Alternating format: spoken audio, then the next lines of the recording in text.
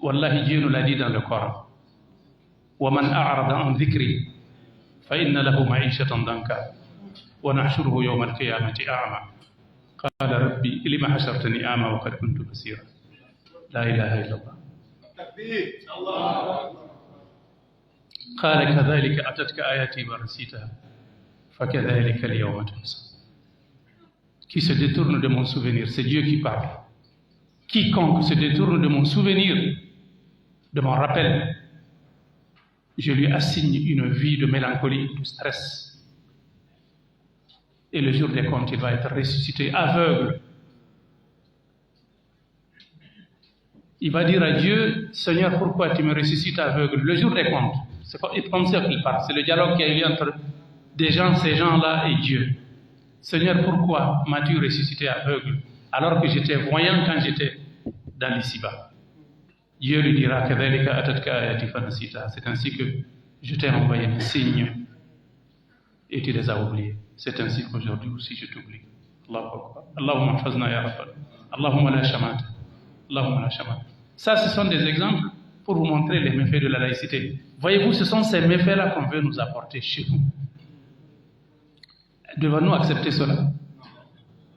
Donc, nous, les intellectuels, la responsabilité incombe à vous, les intellectuels, les jeunes, les cadres, les responsables musulmans et musulmanes. C'est à vous de défendre vos intérêts. Wallahi, vous n'avez d'autre choix pour votre bonheur dans le monde d'ici-bas et dans le monde de là que d'être avec Dieu. Et de rejeter ce que les ennemis de Dieu vous apportent. Les gens là, ce sont les adversaires de Dieu. Ils se sont érigés en adversaires, en ennemis d'Allah subhanahu wa ta'ala. Tandis que nous voulons être les alliés d'Allah. On ne peut pas être la même chose, ça ne peut pas être la même chose. Nous puisons notre force dans notre proximité avec Allah subhanahu wa ta'ala.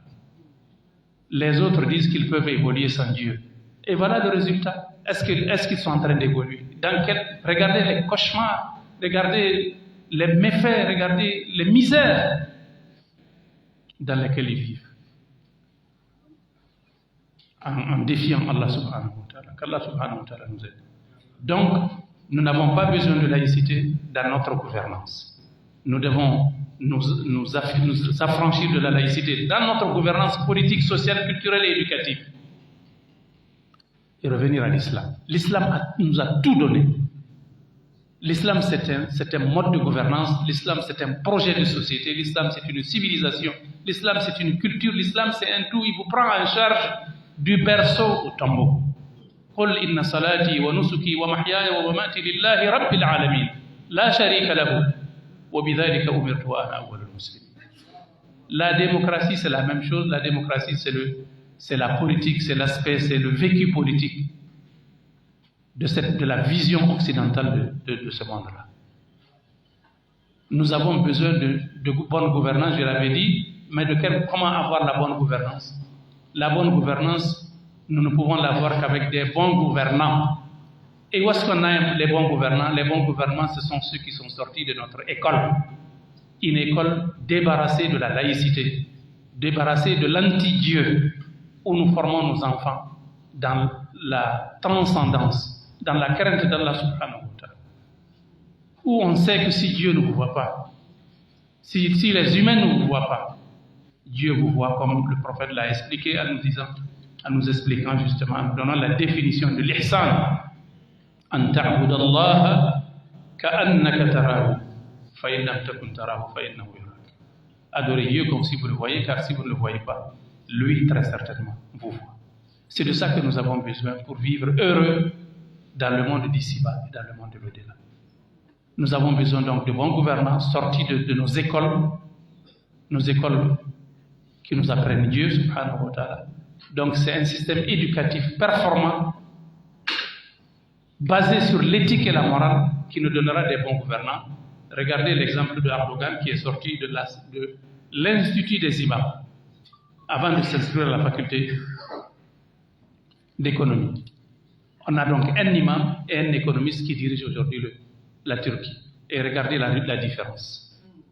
La Turquie a quitté la 143e place en 15 ans pour venir à la 13e place, membre du G20, les 20 pays les plus industrialisés. C'est ce résultat-là. Et c'est pourquoi ils n'aiment pas Erdogan.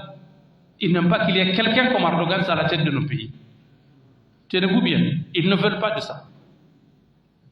Je me souviens quand Imran Khan c'était le premier ministre pakistanais, quand il a commencé à faire des réformes un peu à l'image d'Erdogan, ils ont juré, ils disent qu'on n'aura pas un deuxième Erdogan dans le monde musulman. Ils l'ont enlevé. Je ne rentre pas dans les détails de ça, de la manière dont ils l'ont enlevé. Mais ils ont fini par l'enlever. Il est en prison aujourd'hui. Imran Khan. Qu'Allah subhanahu wa ta'ala nous aide.